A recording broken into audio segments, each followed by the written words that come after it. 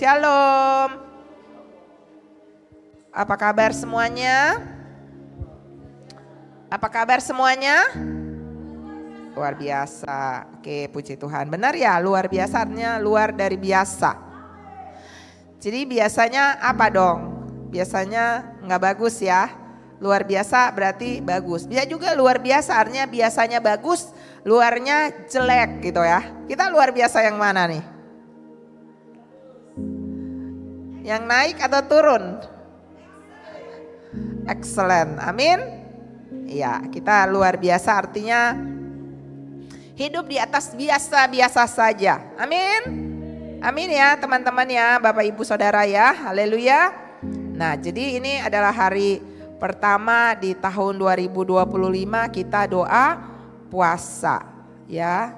Dan mau tanya, berapa banyak yang berpuasa hari ini? Boleh lihat tangannya yang berpuasa hari ini? Puji Tuhan ya. Puasa itu bukan sebuah aturan, tapi puasa itu sebuah kesadaran penuh bahwa saya ini ada dua unsur, roh dan daging. Jadi ketika kita berpuasa, matikan daging kita, ada nasi goreng di depan, ada ayam goreng di depan, ada kue nastar di depan, ada kastengels di depan. Tapi katakan no buat daging, amin. Dan katakan yes untuk mengikuti apa tuntunan roh. Saudara mau makan di siang ini, mau makan rohani? Amin. Siap? Siap menerima makanan rohani? Ya, dan saya percaya bahwa kalau kita memberi banyak makan roh, maka kita akan menjadi manusia roh. Nanti hari Minggu saya akan bicara tentang bagaimana kita menjadi pneumatikos atau manusia roh. Lama-lama nggak usah dipaksa-paksa, kita nggak punya lagi selera-selera daging ya. Yang ada adalah selera roh semua, karena kita udah jadi manusia roh. Nah, nanti kita belajar besok ya. Tapi hari ini saya mau kita belajar tentang prioritas hidup ya.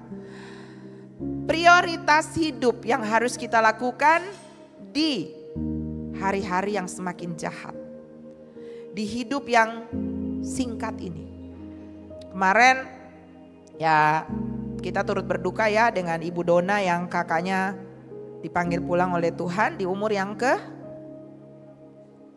57 ya, 57 ya, setengah abad.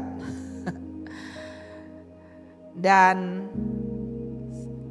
saya punya teman kemarin, mungkin kalau teman-teman yang dulu pernah ikut SALT ya, pernah ikut sekolah apa STAK ya, dia pernah mengajar juga, Pak Samuel Suruk. Nah itu anaknya umur 16 tahun dipanggil pulang juga oleh Tuhan. Artinya hidup ini gak jelas, gak pasti, harus tua dulu baru dipanggil pulang oleh Tuhan.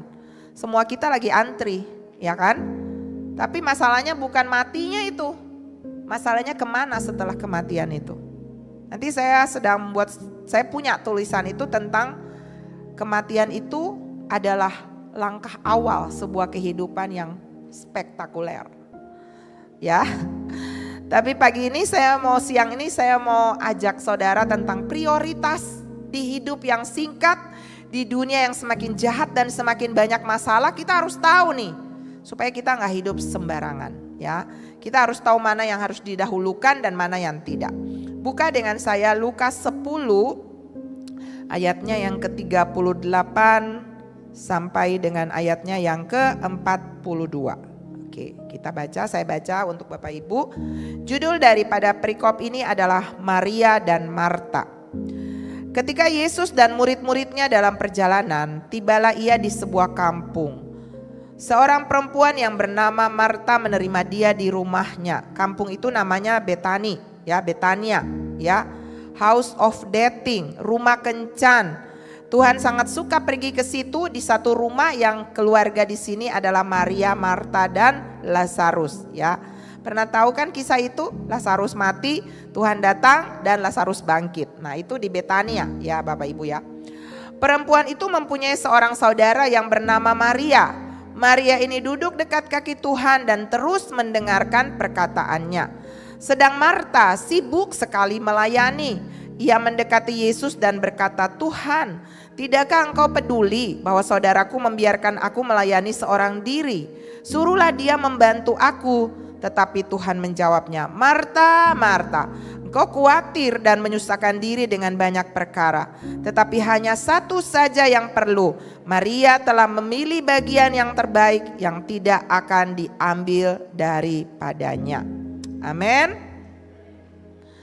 Nah, dari perikop ini kita temukan ada dua tipe orang ya, yaitu Maria dan Marta. Kalau kita lihat di sini mereka sama-sama pekerja ya. Maria bekerja, Marta bekerja. Tapi kalau saudara perhatikan dari perikop ini, ketika Tuhan Yesus datang ke rumah mereka, maka ada dua pekerjaan yang dilakukan dari dua orang ini. Yaitu Marta, dikatakan di sini apa? Sibuk sekali melayani. Melayani apa nih? Melayani sebuah pekerjaan untuk Tuhan. Misalnya, mungkin dia sedang memasak di dapur, dia sedang cuci piring, dia sedang menyiapkan anggur buat Tuhannya. Tetapi yang orang kedua yaitu Maria, apa yang dia lakukan? Teman-teman lihat di sini apa yang dia lakukan? Duduk dekat kaki Tuhan dan apa? Dan apa? Coba lihat di situ. Duduk dekat kaki Tuhan dan apa? Dengar. Ternyata duduk di kaki Tuhan dan mendengar itu pekerjaan. Kadang kita berpikir melayani itu saudara worship leader di sini, saya khotbah, usher, menari, main musik. Saudara pikir itu pekerjaan. Benar ya? Benar ya? Benar enggak? Tapi bagaimana dengan kita yang cuma duduk dan cuman I love you Lord, atau ku mau cinta Yesus selamanya. Mungkin saja orang berpikir gak ada kerjaan ya, tiap hari nyembah, doa. Dan satu lagi, baca Alkitab, baca, dengar firman, dengar khotbah ya. Kadang-kadang orang berpikir itu tidak bekerja. Itu sebuah tindakan pasif. Tapi mari saya kasih tahu buat saudara.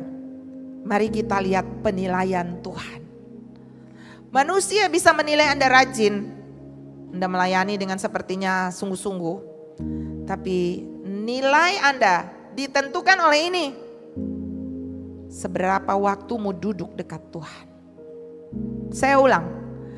Nilai prioritas hidup saudara menurut penilaian Tuhan adalah seberapa banyak quality time-mu dengan Tuhan. Ketika saudara cuma menyanyi di sini, main musik di sini, saudara cuma khotbah di sini, tapi saudara nggak ada punya waktu teduh dengan Tuhan, maka itu nggak ada nilainya di mata Tuhan. Karena di ayat paling terakhir Tuhan bilang begini, Maria telah memilih bagian yang apa? Terbaik, yang tidak akan diambil daripadanya. Artinya ketika teman-teman, Bapak, Ibu, Saudara dan saya melayani, Anda dapat bagian, tapi bukan yang terbaik. Anda sepertinya dipuji, Anda sepertinya dapat persembahan kasih, Anda sepertinya performmu naik, nilaimu sepertinya ada penilaian manusia yang sepertinya saudara rajin. Permainanmu indah, suaramu bagus. Manusia bisa menilai yang tampak. Tapi bagaimana dengan hati saudara? Ditentukan oleh seberapa prioritas hidupmu dengan Tuhan. Ingat sekali lagi, karena ini lebih banyak tim profetik, kita tidak sedang membangun panggung. Kalau panggung, artis di luar masih banyak yang lebih bagus. Tapi kita sedang membangun mesbah. Di atas mesbah harus ada yang namanya apa? Korban. No sacrifice, no glory. Tidak ada kemuliaan tanpa korban. Seberapa saudara sudah berkorban? Bagaimana dengan waktumu? Bagaimana dengan saat teduh dengan Tuhan? Bagaimana dengan makanan rohani yang saudara santap setiap hari? Itu menentukan nilai kita di mata Tuhan. Teman-teman, hidup ini singkat, benar ya? Sebab itu di hidup yang singkat ini, isilah dengan hal-hal yang prioritas. Dan yang saya sampaikan cuma satu di pagi, di siang hari ini, adalah prioritas Tuhan di atas segalanya. Amin. Prioritas waktu-waktumu dengan Tuhan. Prioritas menyenangkan Tuhan lebih dari apapun. Kalau kita bilang kita menyenangkan Tuhan, berarti apapun yang akan saudara omong, bicara, apapun yang akan saudara pikir, apapun yang akan saudara lakukan, tanya Tuhan, suka enggak Tuhan? Ini seleramu atau enggak ya? Kalau bukan, jangan. Kita tidak bisa membedakan selera Tuhan dengan selera kita sendiri kalau kita tidak pernah baca buku menunya Tuhan, yaitu firman Tuhan. Amin teman-teman.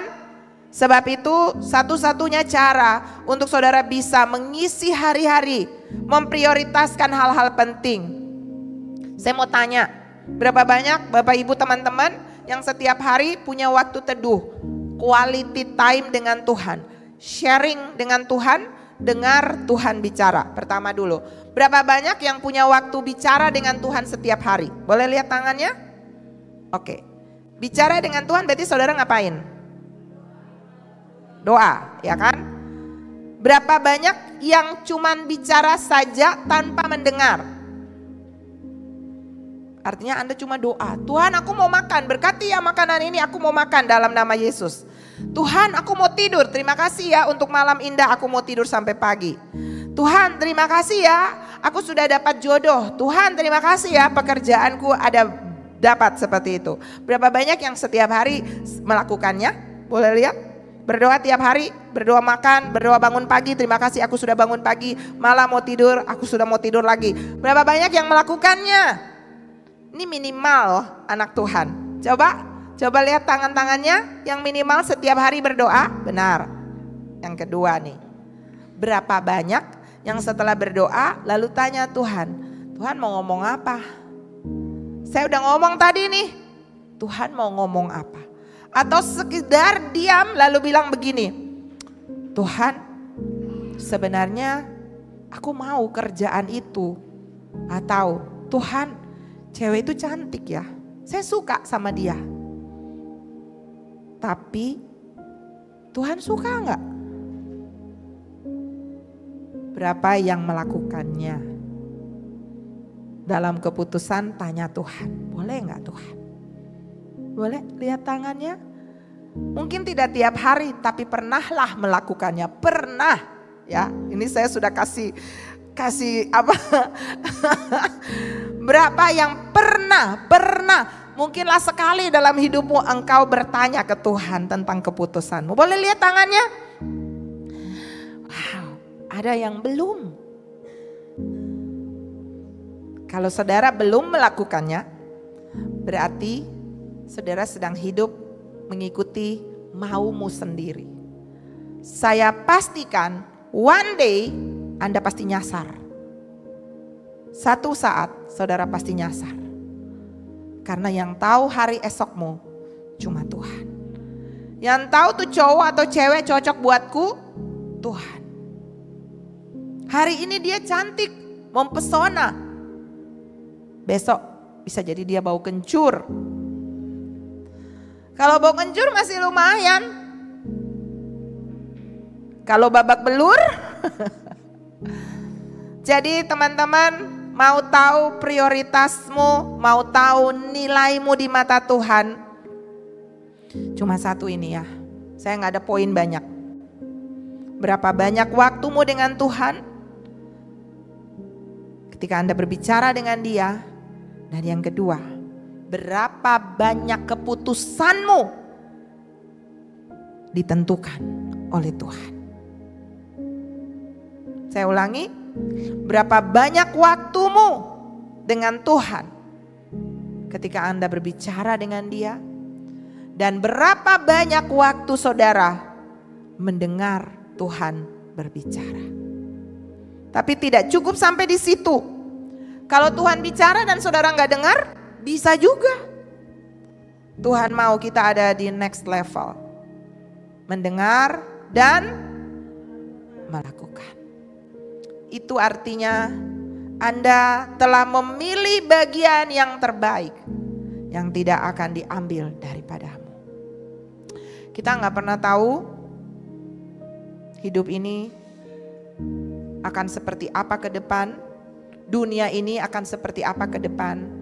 Tapi saya jamin bagi orang-orang yang punya prioritas yang benar, maka saudara juga akan menjadi VVIP-nya Tuhan.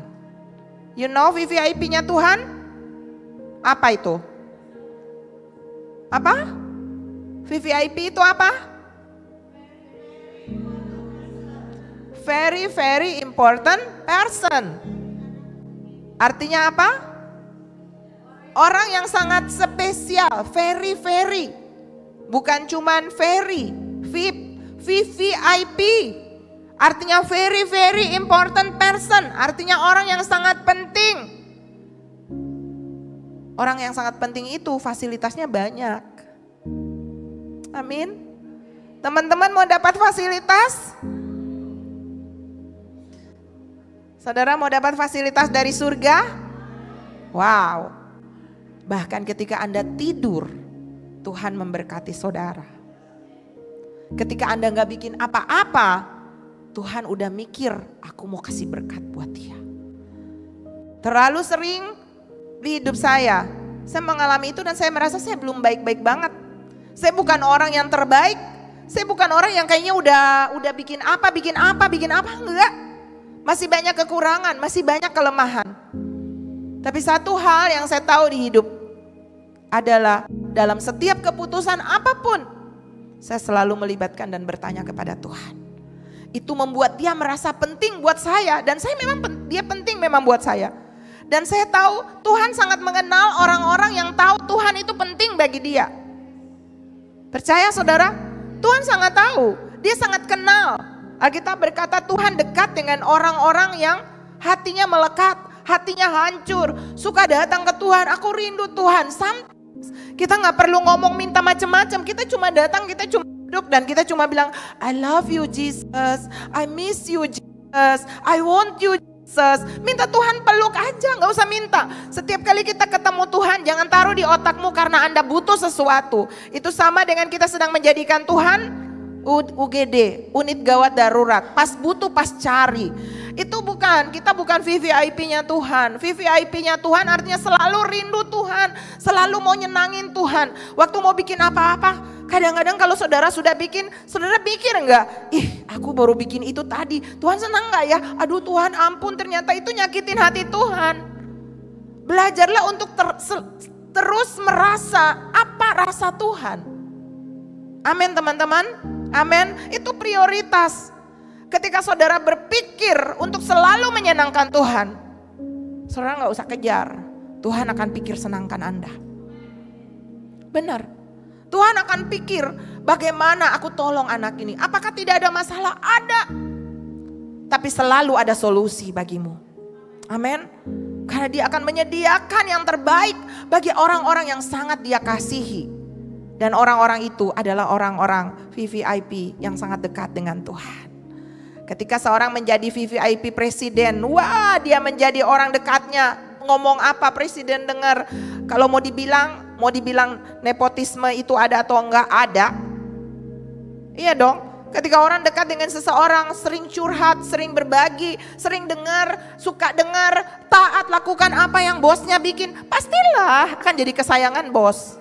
Benar kan? Tapi kalau males dengar, bos ngomong, pergi tinggalin, gak mau dengar, masa bodoh, gak taat, suka berontak. Aduh, itu mah bakalan jadi orang paling akhir. Kalau misalnya itu sebuah kabinet, itu bakalan jadi orang paling akhir. Misalnya ada sebuah program. Kenapa? Jauh. Nah, dengan Tuhan begitu teman-teman.